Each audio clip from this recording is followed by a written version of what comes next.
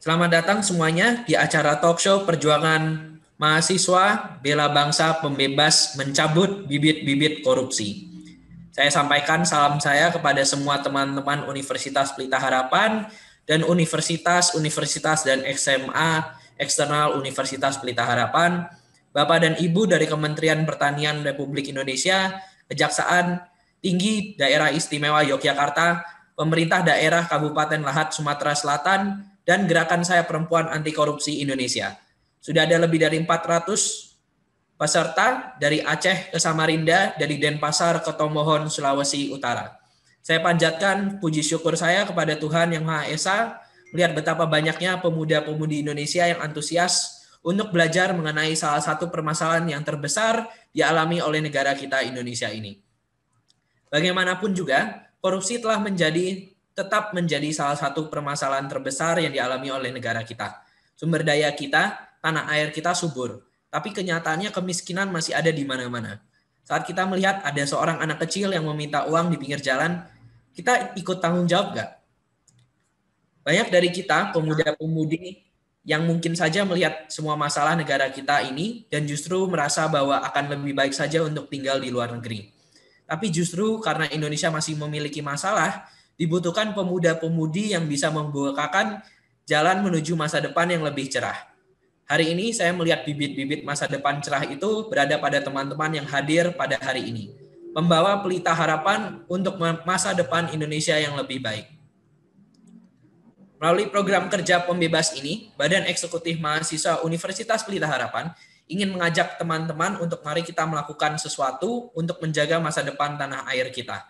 Aksi kecil yang kita bisa lakukan bisa dimulai dalam belajar selayaknya mahasiswa mengenai isu-isu dalam negeri.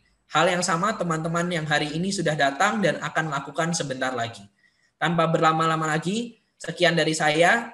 Semoga teman-teman dapat menikmati talk show ke depannya sehingga dapat memberikan inspirasi dan pengetahuan baik bagi teman-teman semua. Salam pemuda dan salam sehat. Terima kasih Kak John Pisante atas kata sambutannya yang sangat luar biasa. Nah, selanjutnya mari kita bersama-sama menyambut moderator yang akan memimpin talk show kita pada hari ini, yaitu Bapak Dr. Iuris Dian Parluhutan, Sarjana Hukum LLM. Beliau memperoleh gelar Sarjana Hukum dari Universitas Indonesia pada tahun 2004 dan juga gelar Bisnis Magister dari Universitas Katolik Parahyangan pada tahun 2007 dan juga gelar Magister Hukum pada Saarland University di tahun 2009, kemudian juga gelar Dr. Iuris Freie University Jerman pada tahun 2017.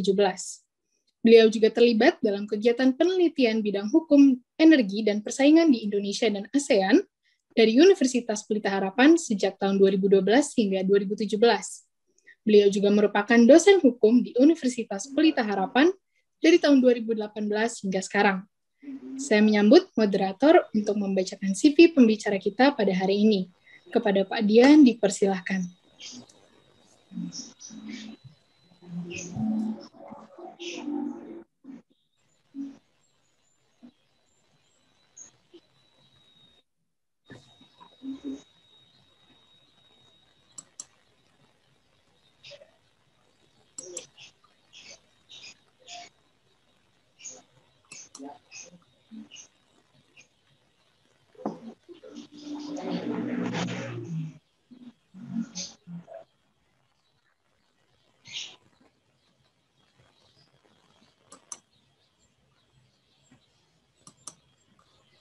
Sekali lagi kepada Bapak Dian dipersilahkan.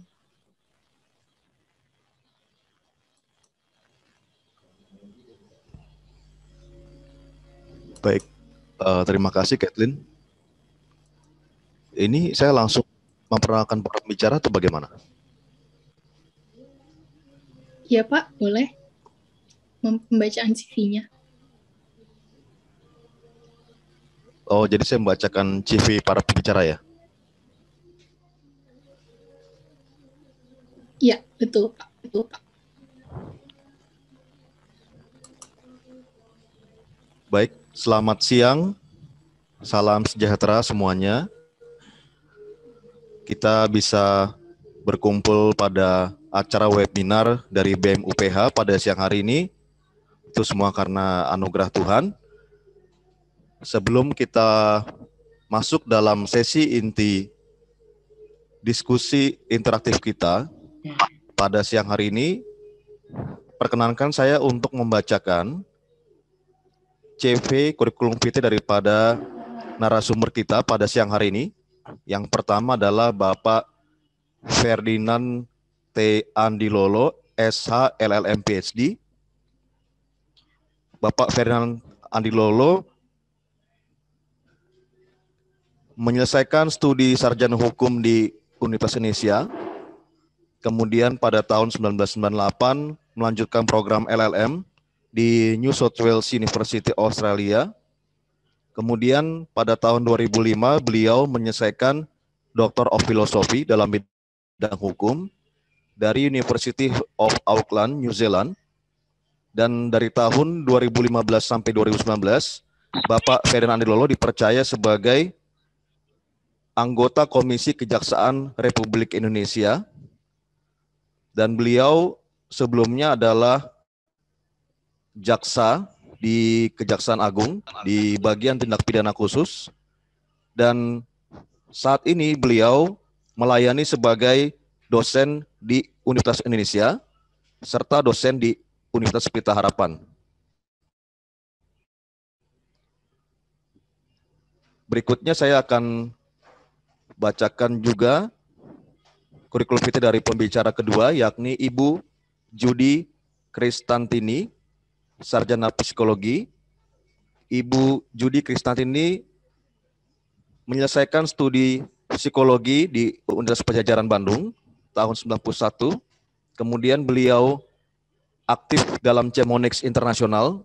Ini merupakan lembaga yang bergerak dalam bidang transparansi dan akuntabilitas dari tahun 2007 sampai 2011. Kemudian dari tahun 2011 hingga sekarang, Ibu Judy Kristantini bertindak sebagai Senior Manager Transparency, Accountability, dan Anti Corruption di Cardno Emerging Market. Dan saat ini beliau adalah co-founder dari Saya Perempuan Anti Korupsi. Baik, tanpa menunda waktu lagi, saya persilakan kepada Bapak Dr. Ferdinand Andilolo untuk menyampaikan pemaparannya. Silakan Bapak.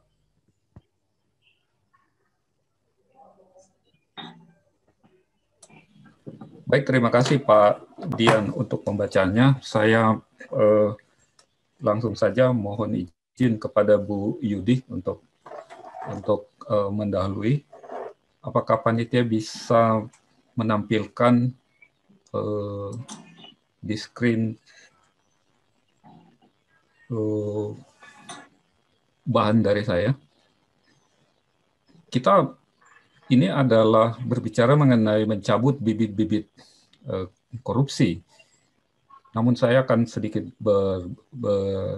lebih jauh, tidak bicara mengenai mencabut bibit-bibit korupsi, tetapi bagaimana kita mengembangkan atau membuat apa yang namanya bibit anti korupsi. Next.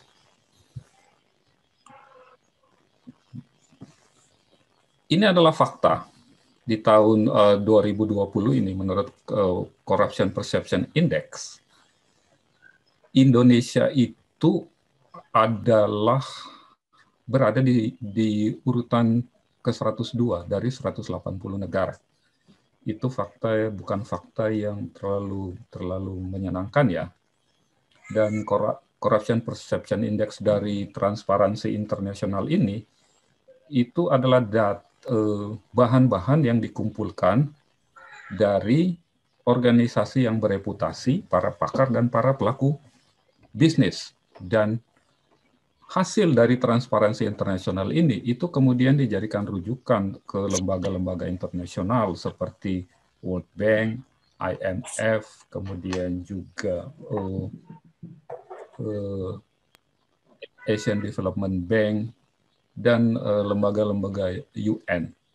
Dan itu akan sangat berpengaruh kepada reputasi negara-negara yang masuk di situ. Fokus daripada Corruption Perception Index ini itu adalah mengenai sektor penanganan publik, sehingga bisa kita lihat dari data yang disampaikan itu belum terlalu efektif. Buktinya apa? Belum terlalu efektif. Kita bisa melihat bahwa terjadi mega korupsi seperti yang bapak-bapak, ibu-ibu, dan adik-adik bisa lihat. Mega korupsi yang terbaru itu adalah Asabri, 23,7 triliun. Itu jumlah yang sangat besar.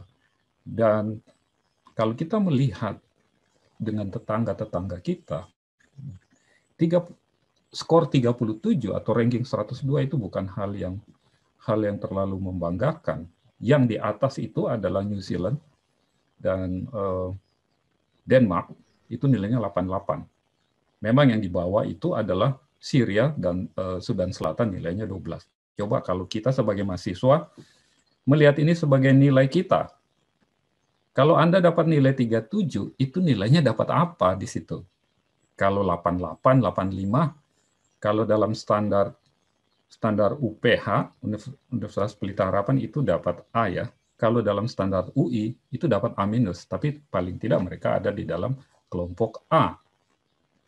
Kalau 37, saya yakin di universitas manapun itu pasti dapat E. Saya tidak tahu, apakah ada universitas yang akan memberikan nilai C buat yang dapat 37. Bahkan secara rata-rata skornya itu 43. Skor seluruhnya. Indonesia jadi jelas jauh di bawah rata-rata. Dan ini agak mengkhawatirkan kalau kita melihat fakta ini, karena sejak dari 2012 menurut catatan Transparency International, kita hanya naik 5 poin. Jadi apa yang terjadi di pemerintahan Susilo Bambang Yudhoyono itu tidak bergerak terlalu cepat di pemerintahan Joko Widodo. Jadi memang agak sedikit lucu kalau kita melihat data ini, kemudian para pendukung dua pemerintahan yang berbeda kemudian saling menyerang soal korupsi, karena faktanya menyatakan bahwa dua-duanya tidak baik-baik amat kok dalam menangani korupsi. Baik, dilanjut. Nah, saya melihat bahwa sebenarnya apa yang menjadi masalah di kita itu adalah nilai atau budaya yang ditanamkan mulai dari keluarga, dari lingkungan, dari sekolah, dan dari pekerjaan. Itu nilai-nilai itu masih belum terlalu menunjukkan bahwa anti korupsi itu ditanamkan di kita. Kenapa begitu? Coba kita lihat, ambil contoh yang lain, tidak usah korupsi lah, sampah. Coba berapa dari Anda yang kalau ke kampus atau ke tempat lain itu nyampah sembarangan, atau di dalam ruang kelas itu Anda buang sampah sembarangan. Itu apakah itu diajarkan di dalam nilai keluarga Anda? Kalau itu diajarkan, kenapa tidak terinternalisasi di dalam mereka yang membuang sampah itu? Saya kasih contoh. Di dalam keluarga kami itu nilai kebersihan itu sangat diutamakan, terutama misalnya membuang sampah. Jadi saya dan istri saya itu tidak pernah membuang sampah di tempat yang tidak semestinya. Dan kita mengajarkan kepada anak-anak dari kecil. Misalnya ketika naik kendaraan, mereka tidak akan buka jendela dan buang sampah keluar. Karena jalanan itu adalah tempat kendaraan, bukan tempat sampah. Jadi dibiasakan mereka memasukkan sampah itu ke dalam kantongnya, bekas permen atau bekas makanan, kemudian dibuang. Itu nilai yang kemudian berkembang menjadi budaya. Setelah besar, anak-anak itu tidak pernah membuang sampah di tempat yang tidak seharusnya. Jadi itu nilai. itulah. Jadi bibit anti korupsi itu tidak datangnya dari slogan, tidak datangnya dari pamflet-pamflet, tidak datangnya dari segala program yang menyebut zona integritas ini dan itu nilainya itu harus dibangun.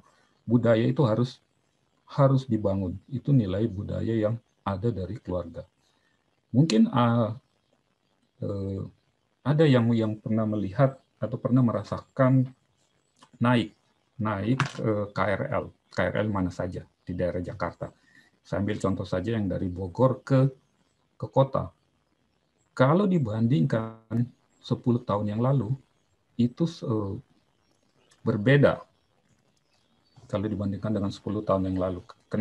Kenapa berbeda dengan 10 tahun yang lalu? Itu ada perubahan budaya, ada perubahan nilai dari para penumpang kereta. Dari tadinya sembarangan, naik tidak bayar, kemudian menjadi lebih tertib, lebih bersih. Itu ada perubahan. Kenapa mereka seperti itu?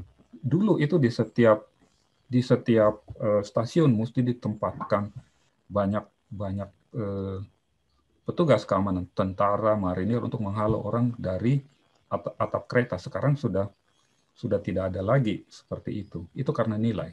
Sama dengan korupsi, itu perlu ditanamkan nilai, dan nilai itu harus ada dari keluarga, lingkungan, dan pekerjaan kalau nanti Anda sudah bekerja. Jadi apa sih nilai-nilai itu?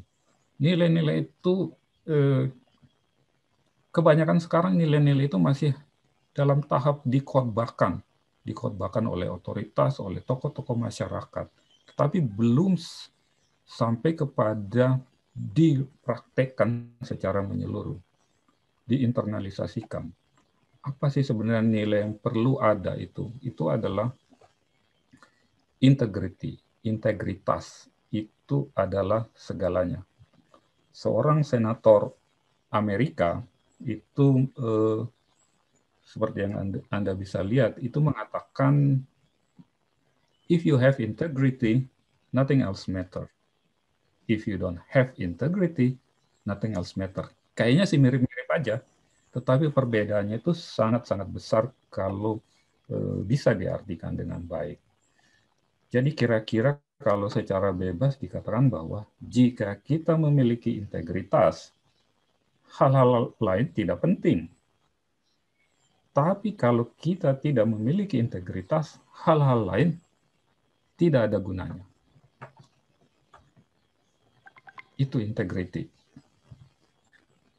Contohnya seperti apa integrity itu? Ketika saya mahasiswa, itu kita ada perkumpulan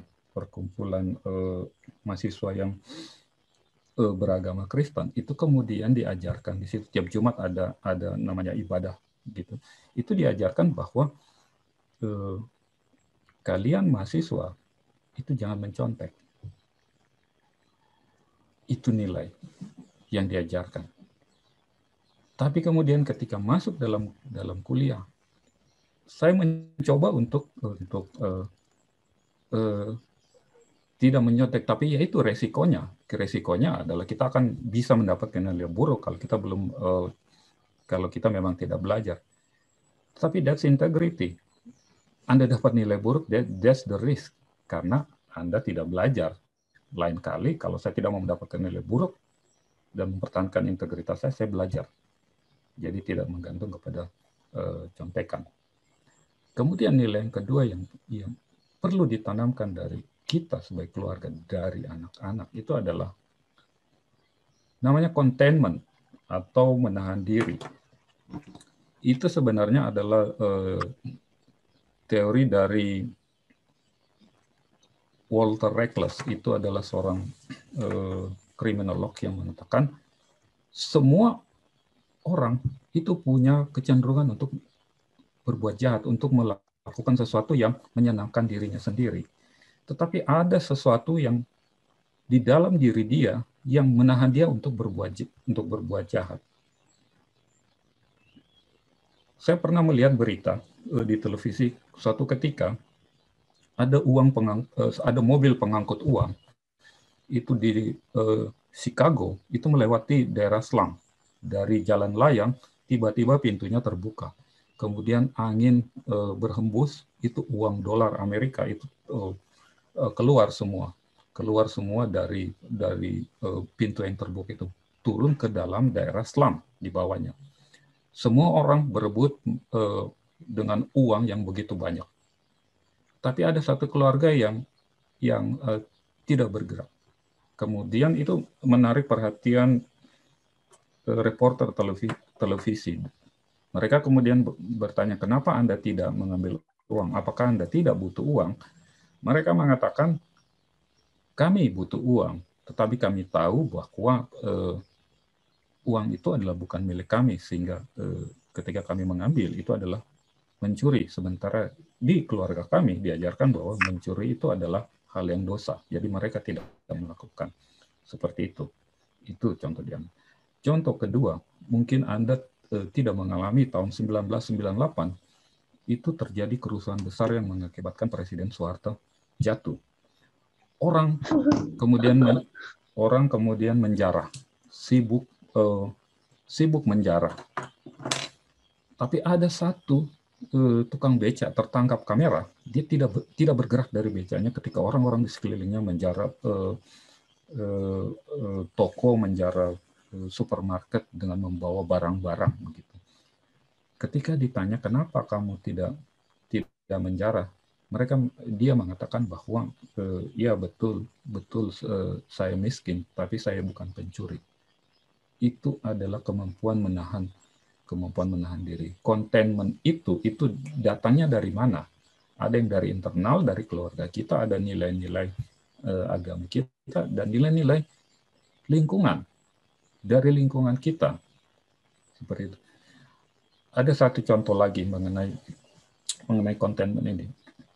Pada waktu yang hampir bersamaan itu terjadi bencana gempa bumi. Satu terjadi di Jepang, satu terjadi di Filipina. Di Jepang itu ketika bencana itu terjadi, masyarakat mengantri berdiri dan mereka menerima pembagian. Tidak ada yang mendahului seperti yang lain. Mereka berdiri di depan supermarket, tidak ada yang menghancurkan supermarket itu. Walaupun mereka lapar di tengah salju, di tengah salju dan mereka kedinginan, tidak ada yang mengambil. Itu karena lingkungan yang membawa nilai seperti itu. Apa yang terjadi di Filipina dan juga apa yang terjadi di Indonesia, bahwa kita lihat gempa Mamuju, itu kemudian bantuan bencana kemudian dijarah. Itu tidak adanya containment. Itu adalah sifat-sifat nilai yang tidak tertanam di sebagian masyarakat kita. Kemudian ada yang lain adalah contented. Kita merasa cukup. Jadi dengan segala apa yang ada, apakah kita cukup? Dengan segala apa yang ada, apakah kita bisa menerimanya? Kalau kita tidak menerimanya, itu kemudian kita akan hidup dalam gaya hidup yang di Departemen Kriminologi di UI pernah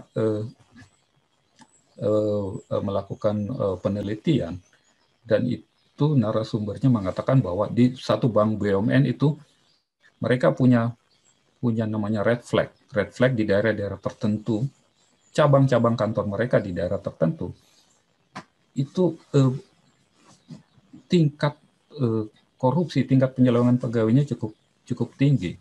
Ternyata diketemukan bahwa kenapa mereka di daerah tertentu, kenapa pegawainya cukup tinggi? Karena di daerah itu gaya hidupnya itu seringkali melebihi kebutuhannya, tidak mencukupkan diri dengan gajinya, sehingga mereka harus memberikan sumbangan besar, harus menghadiri pesta-pesta dan segala macam perkumpulan yang membuat menghamburkan banyak uang itu supaya kedudukan sosialnya bisa terlihat di situ. Jadi apa yang kita katakan besar pasak daripada tiang. Dan kelima itu ada di dalam sila kelima kita, social justice, keadilan sosial bagi seluruh rakyat. Kalau kita melihat keadilan sosial bagi seluruh rakyat, maka kita akan berempati kepada mereka yang berkekurangan sehingga kita tidak akan melakukan kejahatan. Dan pelanggaran yang benar-benar kasar itu kita lihat dalam sosok menteri sosial, mantan menteri sosial. Bagaimana mungkin dalam situasi pandemi seperti ini di mana banyak orang kesusahan, dia bisa mengambil sekian puluh ribu perbantuan sosial. Itu sense of social justice-nya ada di mana seperti itu. Nah, itu adalah nilai apa yang sebenarnya harus dilakukan. Ada yang namanya fairness. Harus dilakukan fairness. Itu bisa dimulai dari keluarga kita sendiri. Fairness-nya seperti apa? Dilakukan dalam lingkungan mahasiswa. Jangan cuman mahasiswa saja yang dituntut untuk fairness, tetapi juga dosen dan tenaga pendidik lainnya juga perlu fairness. Kemudian juga ada transparansi, ada kejelasan, ada juga kontrol. Kalau tidak ada kontrol, itu kemudian orang itu kemudian akan banyak terjadi, bisa membuka potensi-potensi korupsi.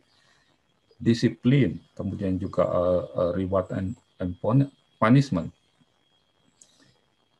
Ini sangat kelihatan bahwa reward dan punishment itu terhadap tindakan anti korupsi dan tindakan korupsi itu seringkali tidak konsisten. Kita lihat dari sistem hukuman.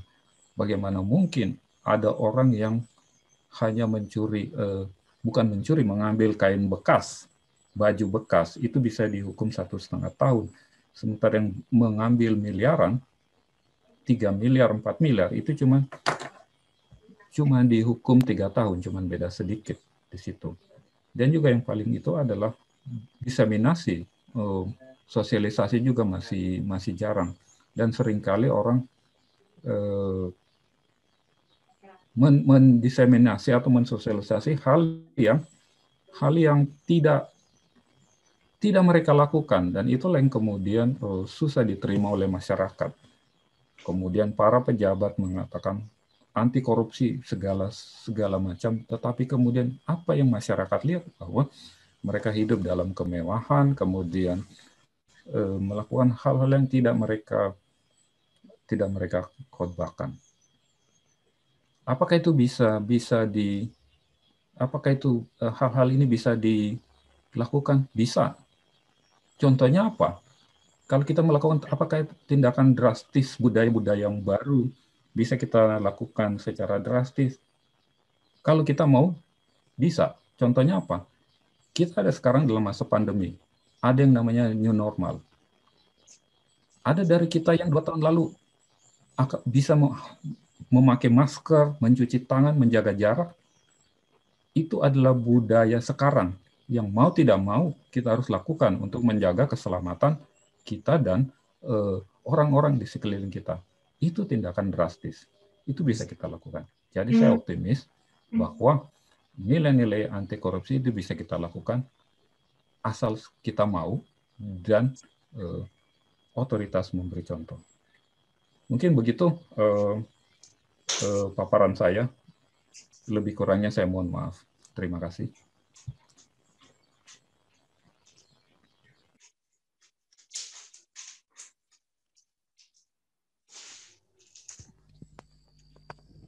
Baik, terima kasih Bapak Andi Lolo untuk pemaparan Bapak mengenai bagaimana mencabut bibit-bibit korupsi. Sangat mencerahkan, Pak.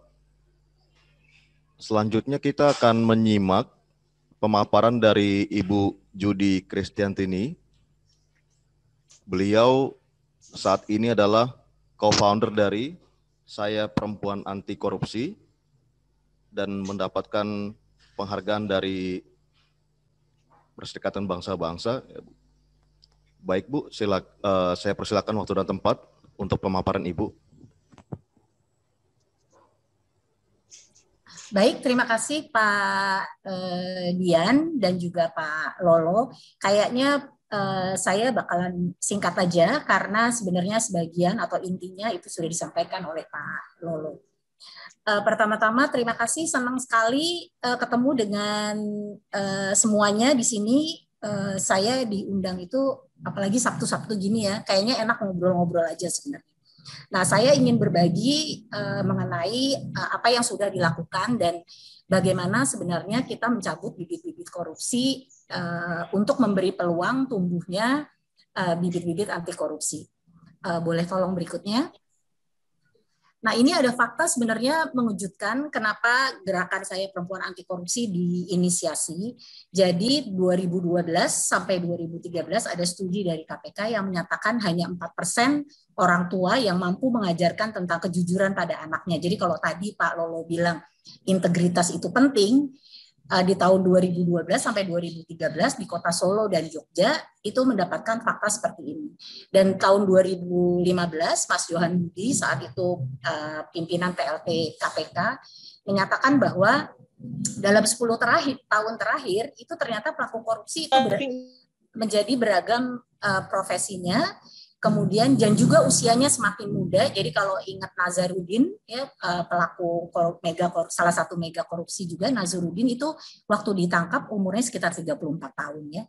Kemudian juga ada pelaku suami istri, bapak anak dan juga kakak adik.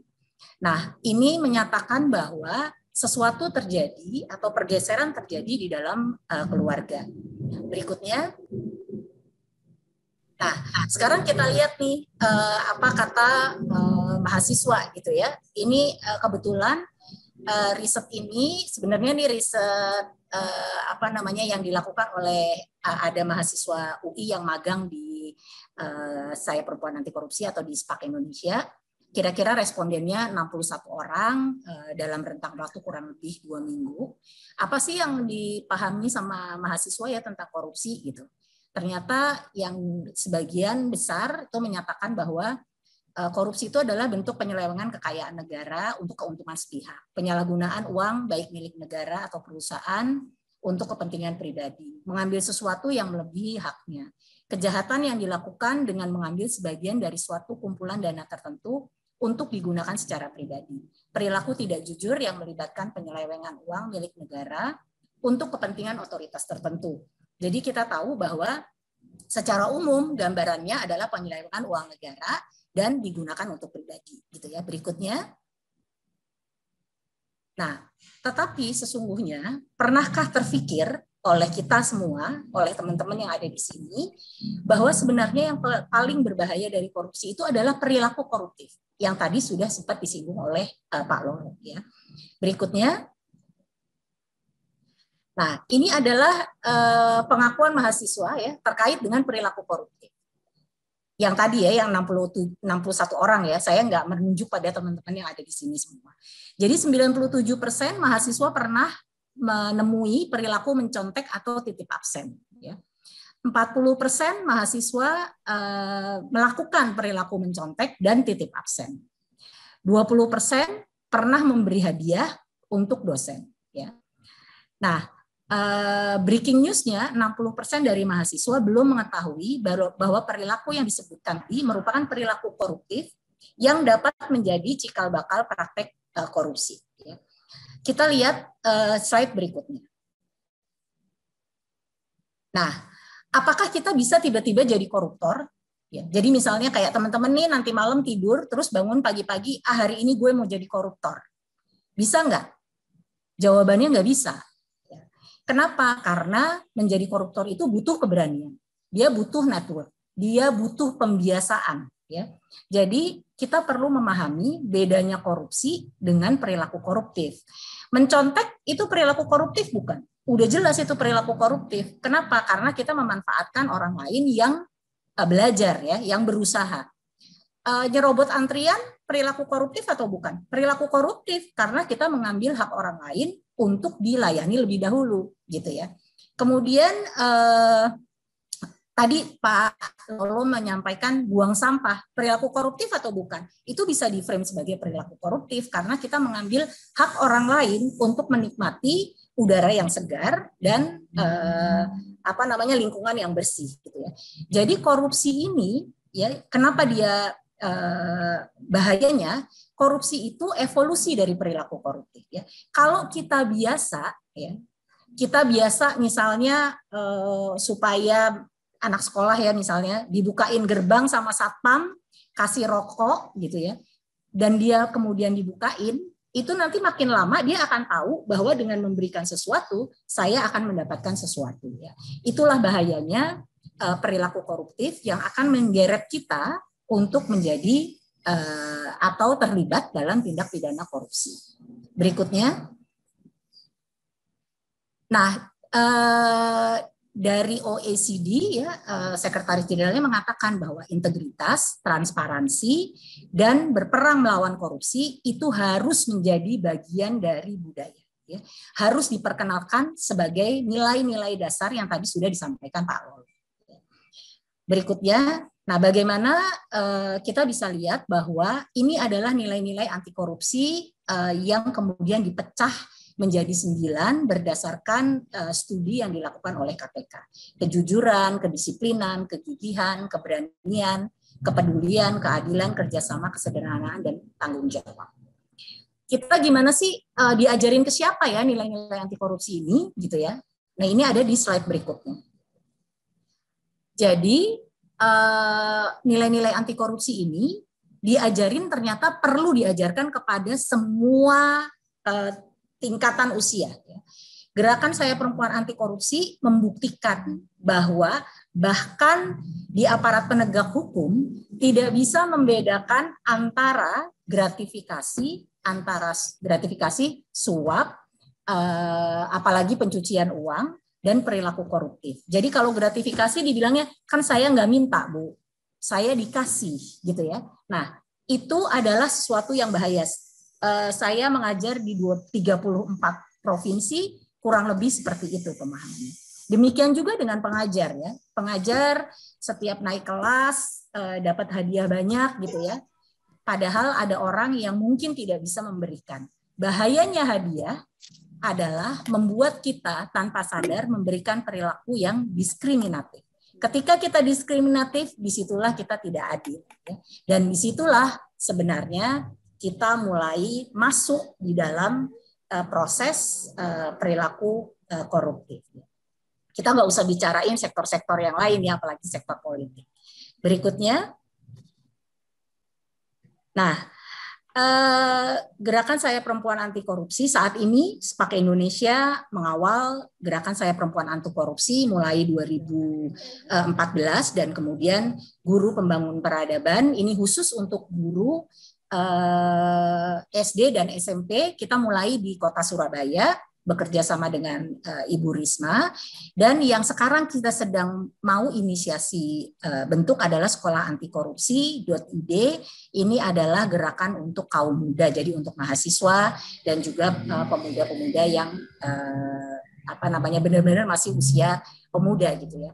Kenapa ini dilakukan oleh SPAK Indonesia? Karena kita perlu perubahan yang kolektif ya, perubahan yang perubahan generasi gitu ya, secara kolektif yang dimulai dari diri sendiri, keluarga, dan kemudian jaringan yang lebih luas, komunitas, sekolah, kampus, tempat kerja, dan sebagainya. Kita mulai dari diri kita, kemudian naik ke komunitas, dan kemudian menyebar lagi sampai ke tingkat nasional.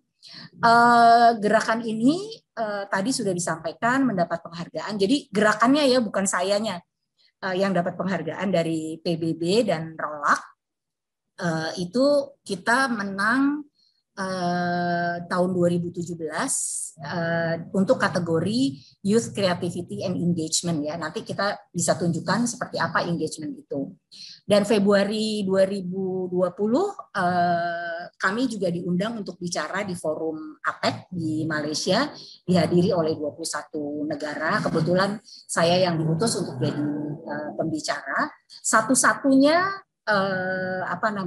NGO yang menyampaikan tentang gender dan anti korupsi ya. Di forum APEC itu negara-negara lain masih bicara perempuan sebagai korban korupsi. Gerakan ini mewakili Indonesia bicara tentang bahwa perempuan bisa menjadi aktor utama dalam mencegah korupsi. Nah, itu yang kemudian dipelajari oleh banyak negara lain. Jadi kalau di Google SPAC ini ada banyak jurnal-jurnal yang membahas tentang gerakan ini. Berikutnya, susah nggak sih ya gitu ya? Susah nggak sih menjadi anti korupsi gitu ya? Sebenarnya nggak susah ya. Tinggal caranya aja. Nah, ini adalah cara gerakan ini mensosialisasikan, termasuk juga untuk guru. Jadi kita punya pin, kita punya buku, ya bukunya juga sangat menyenangkan gitu ya. Juga kaos. Ternyata kaos ini kalau dipakai untuk urus-urus sesuatu ya bisa lebih lancar dibandingin kalau nggak pakai kaos ini gitu ya. Kemudian ada leaflet juga.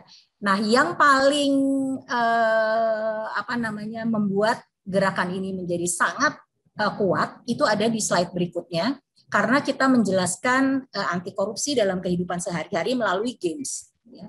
Kita punya games ada 7 ya. Ada put-put LK itu untuk orang dewasa dan kebanyakan untuk aparatur pemerintah. Kemudian ada arisan. Ya, arisan nih biasanya kalau kita main arisan yang keluarkan nama untuk dapat dapat uang gitu ya. Ini kalau dikocok dia akan muncul situasi. Nah, situasi itu yang harus dikenali apakah itu gratifikasi, suap, perilaku koruptif, perilaku anti koruptif atau tindak pidana pencucian uang. Nah, yang berikutnya ada sidaka. Sidaka ini korupsi dalam perkawinan anak. Karena ternyata perkawinan anak ini banyak sekali unsur korupsinya, ya, memalsukan identitas, kemudian itu yang paling utama, memasukkan ijazah dan seterusnya ya, bayar suap untuk ngurus surat gitu. Yang di bawahnya itu semai untuk anak SD, ini tidak ada kata korupsi satupun, tetapi lebih membahas bagaimana nilai-nilai yang tadi 9 nilai itu ditemukan dalam kehidupan sehari-hari. Kemudian yang berikutnya Majo, ini juga untuk orang dewasa. Berikutnya Majo Junior untuk siswa SMP dan SMA. Dan yang terakhir Trata, ini yang paling kompleks adalah tentang mengenali praktek-praktek korupsi dalam pengelolaan dana desa. Nah, gimana ini dimainkan? Yang ada di berikutnya mudah.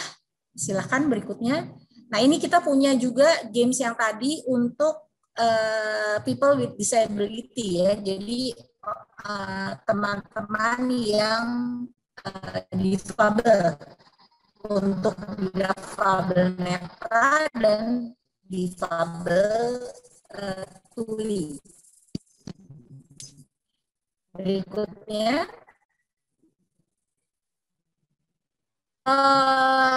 kenapa jadi mudah menjelaskannya, nggak kayak kita ngajarin gitu ya, kita kayak ngajarin ini korupsi begini, jangan begitu seperti tadi jadinya slogan, tapi bermain dan itu bisa dilakukan dimanapun, di rumah. Berikutnya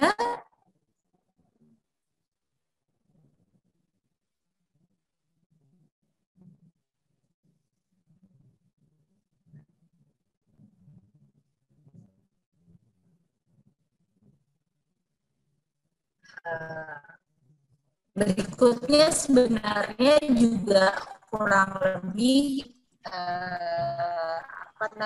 contoh ini kita lihat bagaimana peran pemuda gitu ya. Boleh slide berikutnya.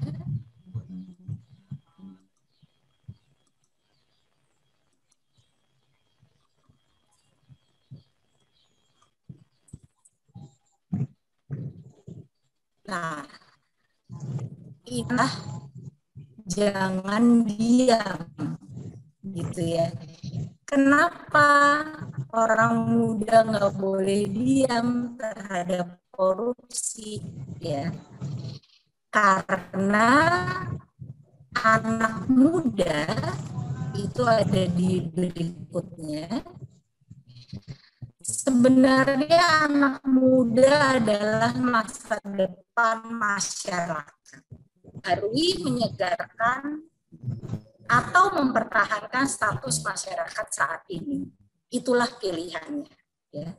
Ketika anak muda menyumbangkan ide, energi, dan menyelesaikan masalah sosial, pasti akan menjadi pemimpin yang cakap dan mampu membuat perubahan dalam kehidupan orang lain. Itu sebabnya Sepakat Indonesia dengan senang hati yuk kita bergabung dalam sekolah anti korupsi.id. Nanti bisa menghubungi saya atau kirim surat ke Sepakat Indonesia. Yang berikutnya, saya rasa udah selesai. Nah, tadi kalau saya bilang jangan diam, kenapa? Karena ketidakpedulian kita itu menjadi lahan yang subur untuk tumbuhnya korupsi. Jangan tidak peduli. Kalau kita tidak peduli, kemarin bulan September sampai Oktober, wilayah melakukan riset beserta koalisi masyarakat anti korupsi soal dana bantuan sosial. Dan itu sangat menyedihkan. Itu bisa dikurangi sebenarnya kalau kita peduli. Ya.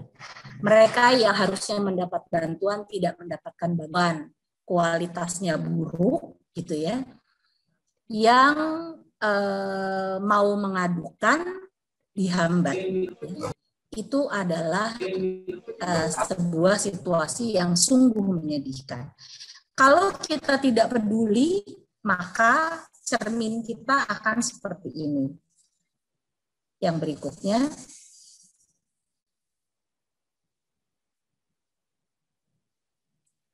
Nah, ini tahun lalu indeks persepsi korupsi kita 40 dan sekarang kita 37. Jadi itu turunnya drastis. Padahal naikinnya setengah mati, bertahun-tahun berupaya, ya. Dan kita sama-sama negara Gambia. Bayangin, Gambia ada di mana dan situasinya seperti apa? Dia sama kita. Indonesia itu bahkan di bawah Timur Leste. Ya. Ini adalah teman-teman, yuk kita mulai dari diri kita menjadi itu makan ayam bula itu makan mungkin itu ayam bula ayamnya ada belatung. Nah, betul. Nah, terima kasih sekali lagi. Mudah-mudahan justru diskusi yang setelah ini akan menghangatkan hari yang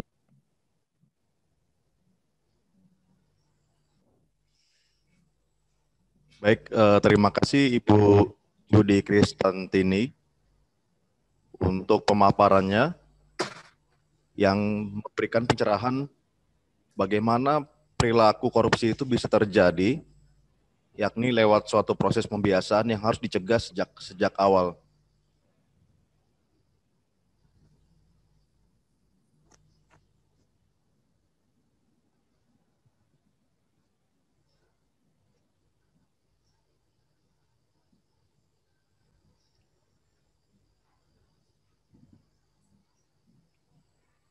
Baik, teman-teman, kalau kita melihat kepada tindak pidana korupsi di Indonesia, yakni Undang-Undang 3199 yang diubah dengan Undang-Undang 20 tahun 2001, dinyatakan bahwa tindakan korupsi dibagi atas 7 kategori, yakni kerugian keuangan negara, suap menyuap, penggelapan dalam jabatan,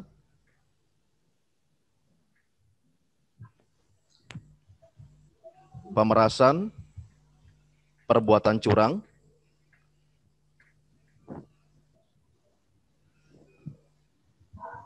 serta benturan kepentingan dalam pengadaan dan gratifikasi atau suap. Jadi ini yang menjadi sasaran dari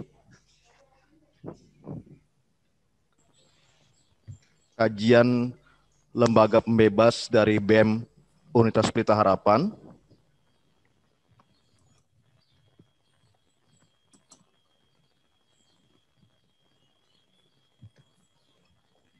Dalam hasil kajian dari BEM UPH, dinyatakan bahwa tidak dapat dielakkan bahwa pendidikan di Indonesia dapat diibaratkan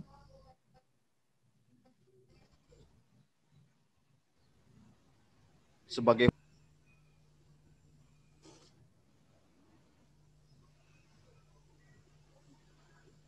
dari bahaya pemikiran yang menyimpang atau perbuatan melawan hukum seperti korupsi. Korupsi merupakan perbuatan yang tidak terpuji karena menimbulkan kerugian bagi negara dan masyarakat,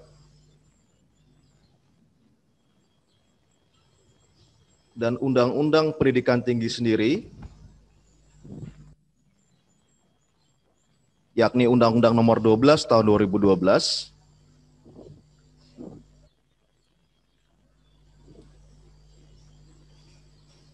memiliki tujuan untuk mengeradikasi korupsi, perbuatan yang melawan hukum, yang dilakukan untuk memperkaya diri sendiri ataupun suatu korporasi yang dapat merugikan keuangan negara atau perekonomian negara.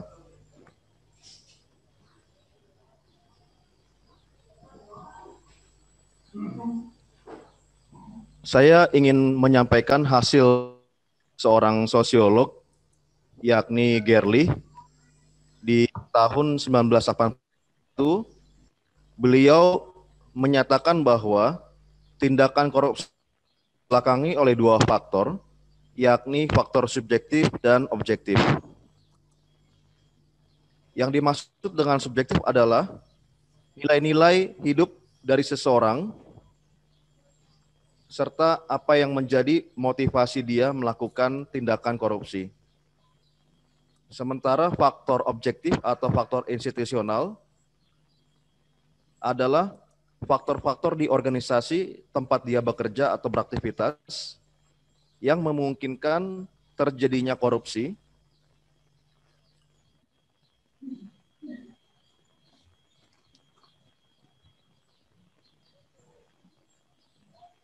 kewenangan dan diskresi dari seseorang pejabat publik atau aparatur sipil negara.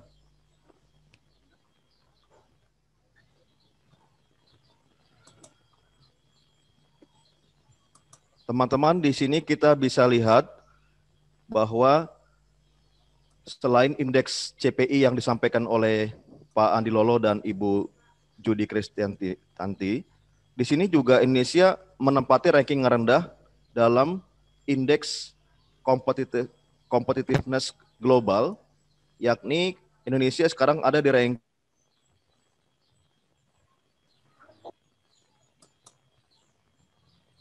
akan menjadi penilaian bagi para investor sebelum mereka menanamkan modalnya di Indonesia.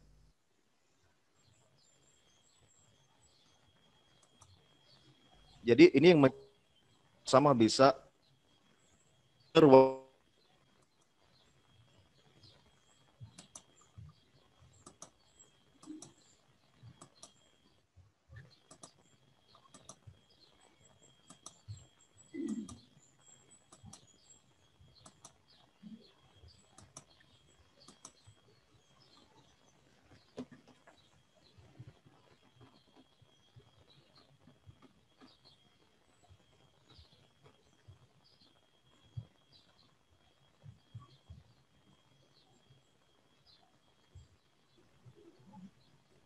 Mohon maaf teman-teman, kelihatannya moderator kami terdisconnect. Saya mencoba melanjutkan perkataan beliau. Kami ingin bertanya, untuk Bapak Ferdinand dan Krisantini. Bagaimana peran pendidikan teman-teman dalam perang melawan, apa yang kita bisa lakukan oleh pendidikan-pendidikan untuk menghindari bibit-bibit korupsi generasi.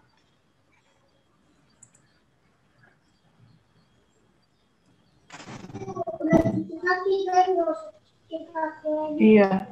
Baik, kita akan melanjutkan dengan sesi tanya jawab. Bobo deh, Bobo.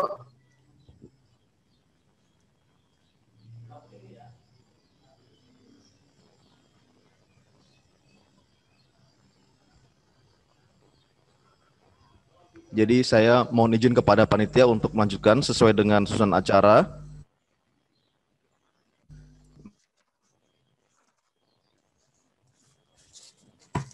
Mengenai tanya jawab, dalam mencabut korupsi,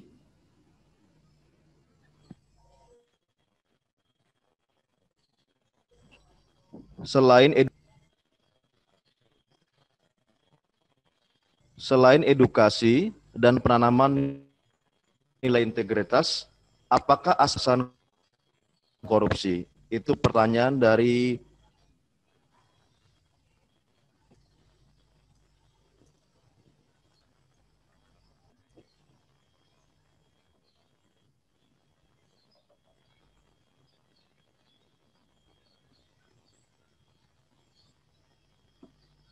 apakah pertanyaannya dapat didengar dengan jelas?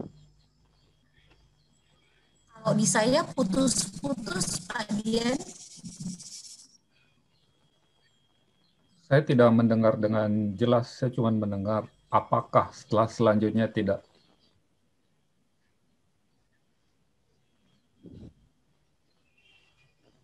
Ya, jadi pertanyaannya adalah apakah pemberian hukuman yang keras kepada pelaku korupsi akan berperan besar dalam pemberantasan korupsi di Indonesia?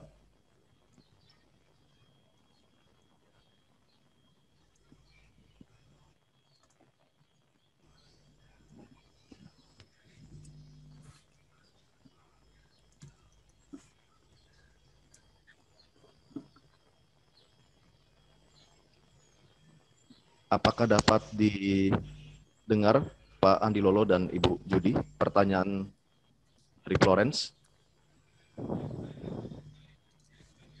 Iya, Saya coba. Bisa saya dengar. Bisa ya, oke.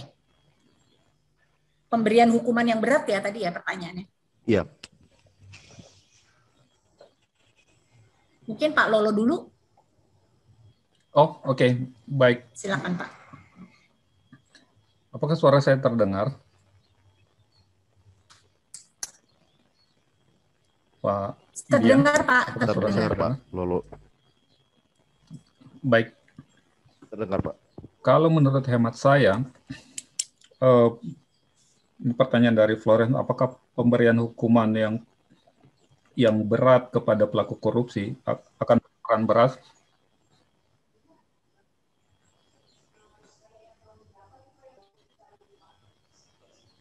Menurut saya tidak terlalu signifikan. Karena kita bisa melihat contoh kepada pelaku kejahatan narkoba.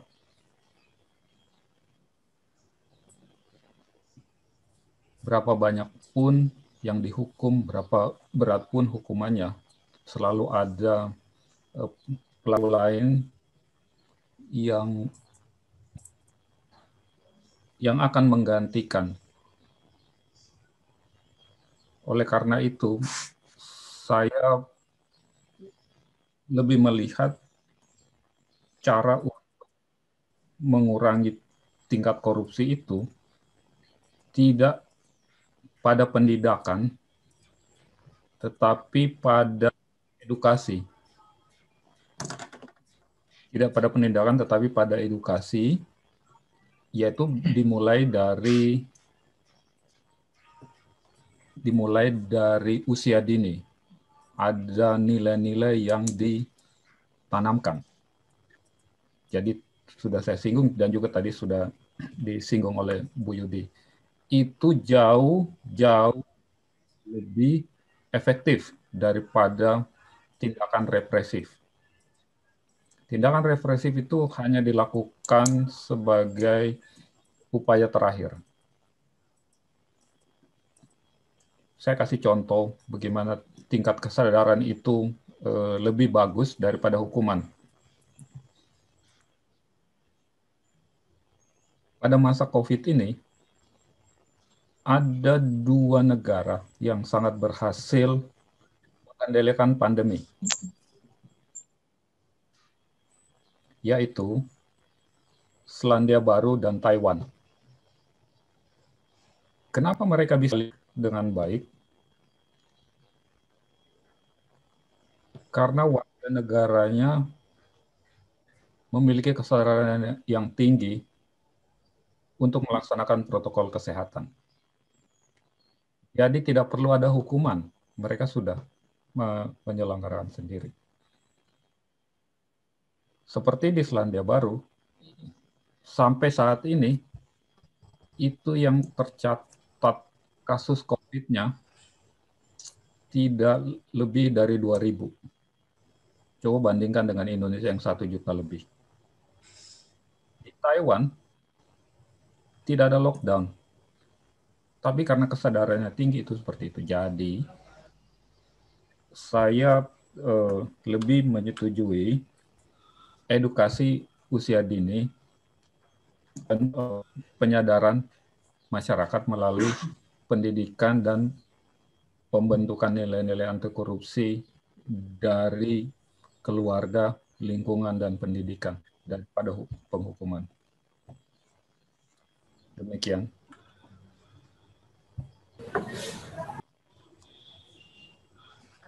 Izin moderator, mungkin saya bahwa hukuman yang berat seperti misalnya hukuman mati, karena itu selalu hadir di dalam diskusi pertanyaan ini dan selalu orang punya keinginan untuk koruptor itu dihukum mati aja, gitu ya.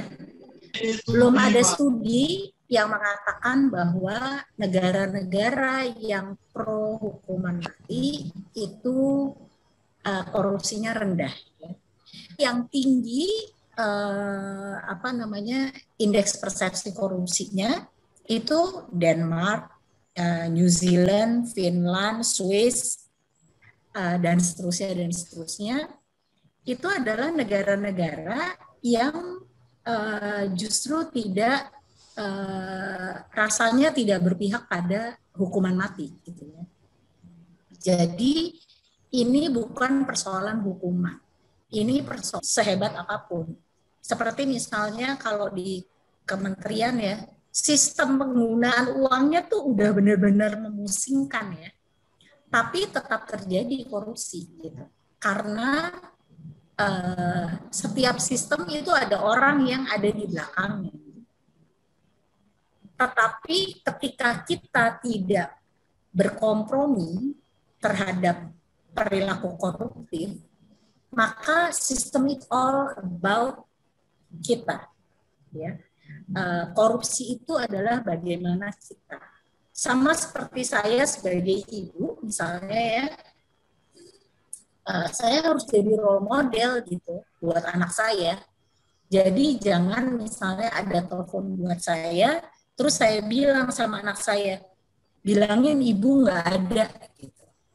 Nah itu adalah kebohongan. Kalau buat anak saya waktu umur fundamental, bohong. Gitu. Jadi jangan jangan bercanda kalau soal bohong ya, karena itu akan masuk di dalam, kalau tadi Pak Lolo bilang usia sejak dini, itu akan masuk di dalam otak dan ingatannya anak-anak gitu. Jadi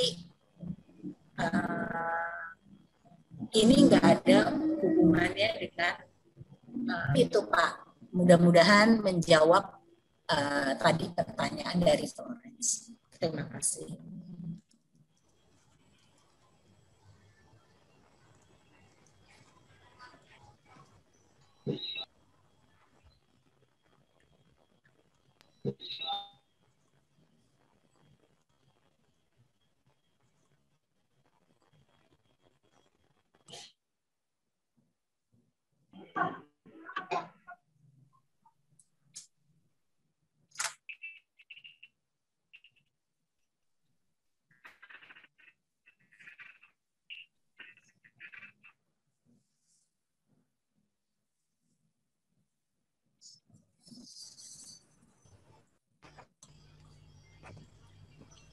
Baik, terima kasih Bu Judi dan Pak Lolo. Pertanyaan kedua dari Saudara Devi, apakah sistem birokrasi saat ini sudah memadai dalam arti tidak memberi celah kepada perilaku korupsi? Itu pertanyaan dari salah seorang peserta. Kemudian pertanyaan berikutnya, bagaimana pendapat Bapak dan Ibu penerapan hukuman mati kepada pelaku korupsi daripada bantuan sosial saat ini? Silakan Pak Lolo dan Bu Judi.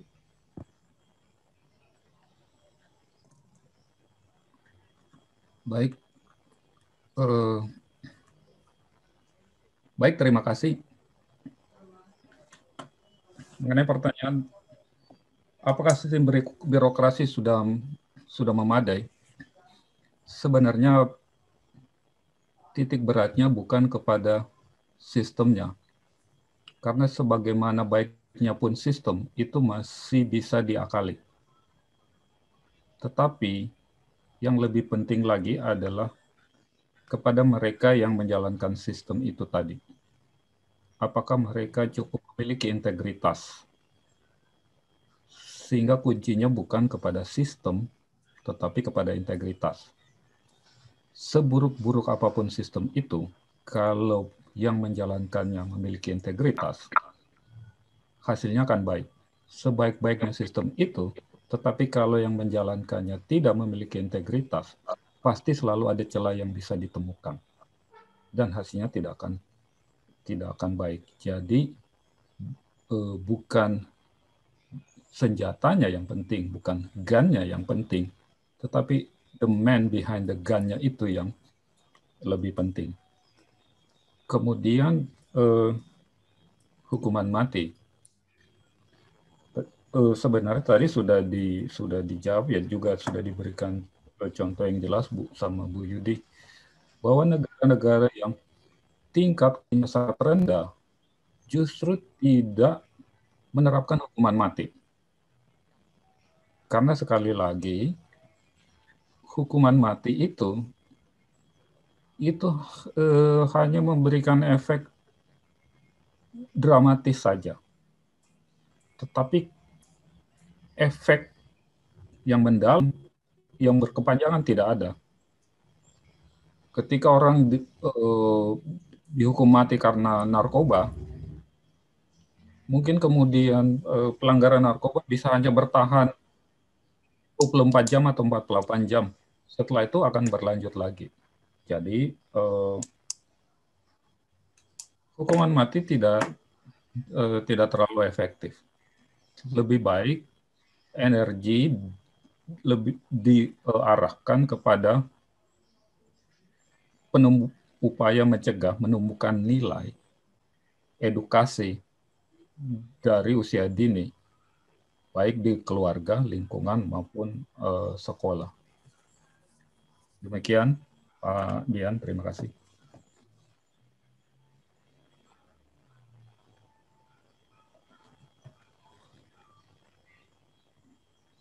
Mengenai apakah sistem birokrasi sudah memadai? Kalau saya bilang ya, itu super memadai loh. Sangat memadai. Ya, dibandingkan dengan misalnya saya yang ada di private sector. Saya mau cerita, ini pengalaman saya sendiri ya. Tahun 2016-2017 saya itu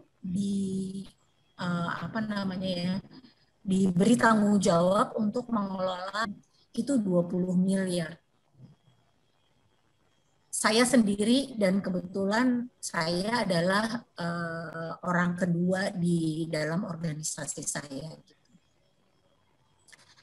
Sebenarnya ya, kalau saya lagi ngajar gitu ya, kalau lagi saya training nih, kan saya dikasih mobil kantor ya, disewain mobil kantor nih kalau saya ke daerah-daerah ya.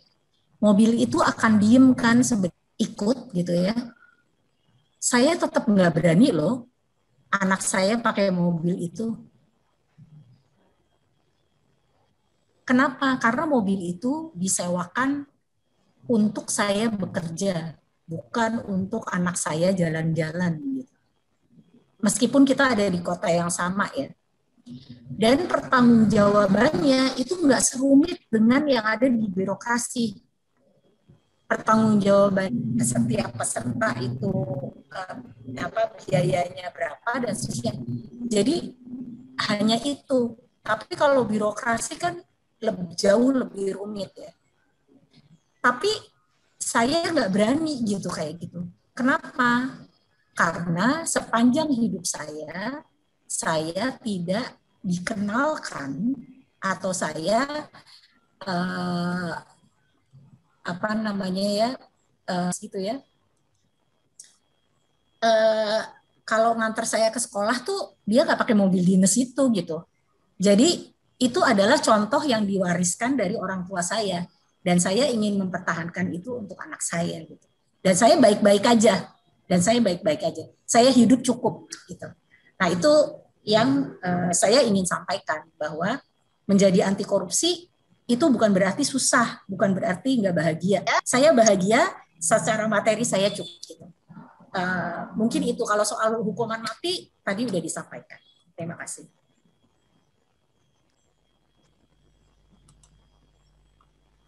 Baik, terima kasih Pak Andi Lolo dan Ibu Judi. Saat ini ada satu pertanyaan terakhir. Dari Maria Crescentia, SPEK Indonesia. Untuk Bapak Lolo, apa yang saat ini dilakukan oleh lembaga penegak hukum untuk ikut mendorong pencegahan korupsi?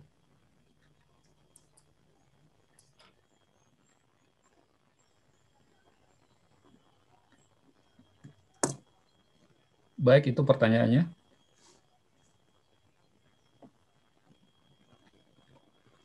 Iya Pak, pertanyaannya dari Maria Crescentia, Asia.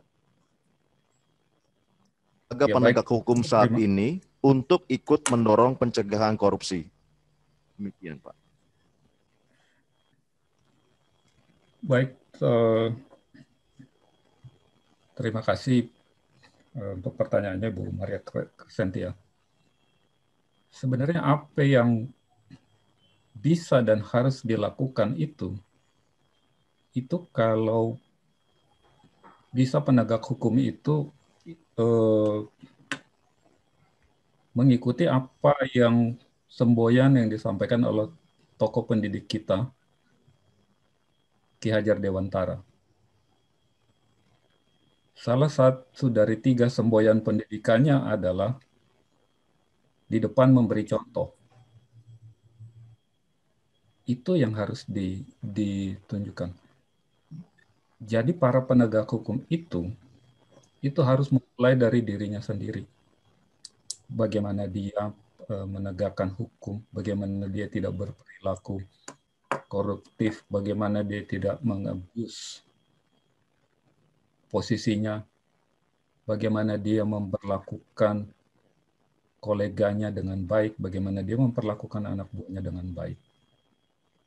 Baru kemudian, jadi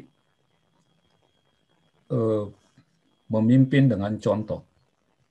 Kalau tidak ada contoh, bagaimana orang bisa melakukannya? Contoh pemimpin yang melakukan apa yang dia khotbahkan, itu adalah Wakil Presiden pertama kita, Muhammad Hatta. Dia tidak menggunakan kewenangannya, kemampuannya, insider knowledge-nya untuk menguntungkan dirinya sendiri. Misalnya ketika ada kebijakan pemerintah pada waktu itu untuk melakukan pemotongan uang sehingga nilainya kecil. Dia sebagai pemimpin di kabinet, beliau sebagai pemimpin di kabinet dengan Presiden Soekarno tahu seperti itu. Tapi tidak memberitahukan kepada istrinya. Sehingga ketika terjadi pemotongan nilai uang, pengambil kebijakan seperti Bung Hatta juga mengalami sama seperti rakyat yang lain. Jadi, penegak hukum itu harus memberi contoh. Satu. Yang kedua adalah mengurangi slogan. Kalau perlu itu slogan-slogan dibuang saja. Coba kalau Anda pergi ke kantor-kantor penegak hukum, di kejaksaan, di kepolisian, dan mungkin juga KPK, itu berapa besar baliho yang menyatakan anti korupsi, atau Anda pergi ke lembaga pemasyarakatan, berapa besar baliho, berapa besar spanduk yang menyatakan anti korupsi. Apakah itu berguna? Menurut saya itu hanya mengotori lingkungan, membuang-buang anggaran negara untuk membuat baliho-baliho yang besar-besar seperti itu. Di negara-negara seperti Singapura, Selandia Baru, tidak ada slogan-slogan seperti itu, tapi orang bekerja sesuai. Kenapa polisi lalu lintas di negara-negara itu dipatuhi, bukan ditakuti? Karena mereka memberikan contoh. Mereka tidak membiarkan dirinya terjebak dalam perilaku korupsi. Kenapa jaksa dihormati? Seperti itu. Kenapa hakim dihormati? Seperti itu. Di Jepang, dalam kurun waktu 50 tahun, hanya ada 1 hakim tertangkap korupsi. Coba Anda hitung di Indonesia dalam kurun waktu, nggak usah 50 tahun lah, 5 tahun. Ada berapa hakim yang tertangkap korupsi? Jadi itu kembali lagi kepada Ki Hajar Dewantoro. Memimpin dengan memberi contoh. Itu menurut saya yang paling efektif yang bisa dilakukan. Terima kasih. Pak Dian, saya boleh nambahin ya, meskipun Ya, pertanyaannya Ibu nggak saya. Ya, saya cuma mau bilang gini, tadi udah disampaikan Pak Lolo ya, apa yang harus dilakukan aparat penegak hukum. Nah, kita sebagai masyarakat, kan kita hidup satu negara nih ya, bernegara gitu, berbangsa gitu. Kalau tadi cermin, itu kan sebenarnya cermin kita juga, bukan cermin kayak kita tuh, kayak bukan cermin kita gitu, kayak itu negara, enggak, kita bagian dari negara, kita bangsa gitu. Jadi itu cermin kita juga. Kalau saya selalu bilang bahwa kalau kita mau lihat aparat penegak hukum atau lembaga penegak hukum itu bersih dari korupsi, kita sebagai masyarakat juga bisa membantu. Juga bisa membantu dengan tidak memberikan penawaran. Jadi misalnya gini, udah jelas ada aturannya, udah jelas nih misalnya kita ditilang ya, misalnya ditilang. Terus udah gitu, kan ditilang udah ada aturannya ya. Kalau kita melanggar apa, ditilang, kemudian nanti ada aturannya tuh, kita dapat surat apa, terus kita harus sidang atau kita bisa nebus dengan ke bank dan seterusnya. Memang butuh proses gitu. Tapi kan itu kita yang salah gitu. Tapi banyak dari kita itu cenderung shortcut. Jadi kita bayar aja ke petugas gitu. Itu kontribusi kita. Jadi jangan kita bilang bahwa polisi itu korup, jaksa itu korup, hakim itu korup gitu ya, atau siapapun korup gitu. Kita nggak sadar bahwa kita ini sebenarnya berkontribusi terhadap lembaga-lembaga ini atau aparat-aparat ini korup dengan memberikan penawaran. Jadi tolong bantu juga. Saya bukan siapa-siapa ya. Saya nggak lagi jadi salesnya lembaga penegak hukum, enggak. Tapi kondisi kita itu mengharuskan semua pihak itu saling membantu untuk menekan angka korupsi. jangan memberikan penawaran. Jangan, karena kalau kita tidak memberikan penawaran, mulai dari kita tidak memberikan penawaran, lalu itu bergulir dengan yang lain, pasti itu akan membantu mereka untuk tidak korup. Kayak misalnya kita nih, itu tadi soal tilang. Yang berikutnya misalnya soal kita bikin KTP, terus ucapan terima kasih gitu ya, ngasih 50.000. Nanti ada yang ngasih 100.000, ada yang 200.000. Kira-kira yang mau dilayanin duluan siapa? Yang ngasih gede kan, tapi yang nggak bisa ngasih nggak dilayanin. Jadi jangan sampai karena kita bisa melakukan hal yang lebih dari orang lain yang tidak mampu, kemudian kita mengambil hak mereka. Itu yang kita perlu benar-benar pikirin dalam konteks korupsi. It's not about stealing money, tetapi it is all about humanity. Jadi itu yang mesti dipikirin, karena kalau enggak, peradaban kita itu hancur. Hancur karena kita membenarkan yang biasa, bukan membiasakan yang benar. Memang butuh waktu, tapi yakinlah bahwa suatu saat kita akan mencapai ke Indonesia yang benar-benar bebas dari korupsi. Ini kayak ngomongan sales, tapi that's exactly what we should do. Begitu, Pak.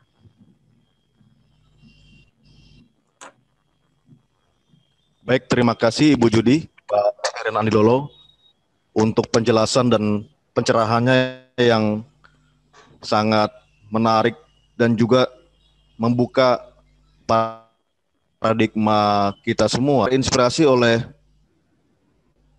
pendapat daripada Ki Hajar Dewantara.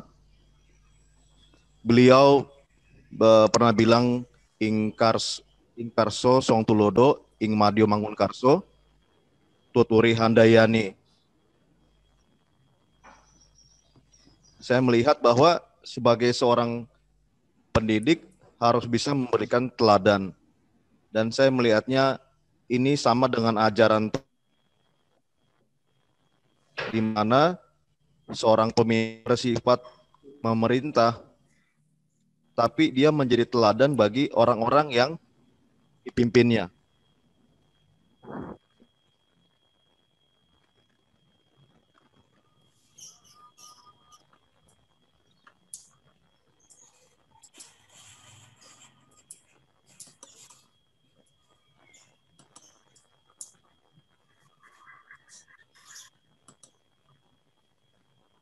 Untuk pemaparannya yang sangat mencerahkan kita semua.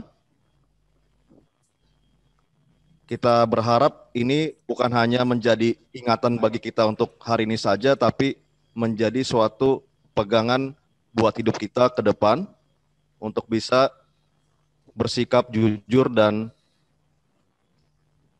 memperjuangkan integritas dalam kehidupan kita. Terima kasih kepada Bapak Heran Andi Lolo dan Ibu Judi Kristantini. Baik, teman-teman peserta semua, sebelum kita sesi foto bersama, saya meminta para peserta untuk mengisi survei dan evaluasi acara. Ada dalam pengumuman acara ini. Selanjutnya saya akan kembalikan kepada MC untuk acara selanjutnya. Terima kasih, selamat siang. Baik, luar biasa sekali perbincangan yang sudah kita dengarkan dari moderator dengan para pembicara.